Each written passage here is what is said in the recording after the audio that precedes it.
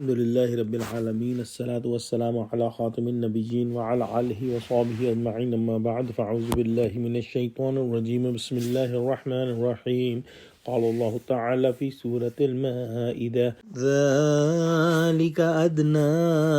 أن يأتوا بالشهادة على وجهها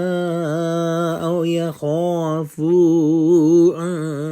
ترد أيمان بعد أيمانهم واتقوا الله واسمعوا والله لا يهدي القوم الفاسقين۔ ترجمہ، اس طریق سے بہت قریب ہے کہ یہ لوگ صحیح شہادت دیں یا اس بات سے خوف کریں کہ ہماری قسمیں ان قسموں کے بعد رد کر دی جائیں گی، اور خدا سے ڈرو اور اس کے حکموں کو گوشے ہوش سے سنو، اور خدا نافرمان لوگوں کو ہدایت نہیں دیتا۔ پچھلی آیتوں میں ہم نے حالت سفر میں اپنے مال کے بارے میں وصیت کرنے کے بارے میں پڑھا، اور ہم نے دیکھا کہ اللہ سبحانہ و تعالی نے اس مسئلے کے بارے میں احکام عطا فرمائے۔ اگر کوئی شخص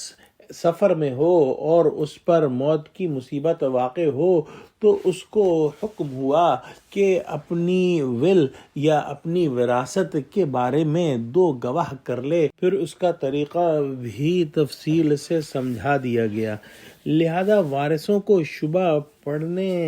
کا اگر امکان ہو تو اس کو قسم دینے کا حکم رکھا، اس لیے کہ قسم سے ڈر کر اول ہی جھوٹ نہ ظاہر کریں، پھر اگر ان کی بات جھوٹ نکلے تو وارث قسم کھائیں، یہ بھی اسی واسطے کہ وہ قسم میں دغا نہ کریں، اور ان کو بھی یہ بات پتہ ہو کہ اگر جھوٹ بولیں گے تو ہماری قسم الٹی پڑے گی۔ آخر میں بیان فرمایا کہ تقوی اختیار کرو اور اللہ کے حکموں کو ہوش سے سنو، اور یہ بات ہم پہلے بھی بیان کر چکے ہیں کہ قوانین اپنی جگہ ہیں، لیکن اگر دل کے اندر تقوی ہو اور خوف خدا ہو اور یہ بات دماغ میں ہو کہ اللہ سبحانہ وتعالی کے حضور حاضر ہونا ہے، تو انسان دل سے ان قوانین کی پابندی کرے گا۔ لیکن اگر دل کے اندر ہی فسق و فجور ہو تو اللہ سبحانہ وتعالی ایسے لوگوں کو راہیاب نہیں کرتا، ایسے لوگوں کو ہدایت نہیں دیتا۔ دعا کرتے ہیں کہ اللہ سبحانہ وتعالی ہم کو قرآن کا فہم عطا فرما اور ہم کو سچوں میں لکھ لے، آمین۔ وآخر دعوانا الحمد للہ رب العالمین۔ السلام علیکم ورحمۃ اللہ وبرکاتہ۔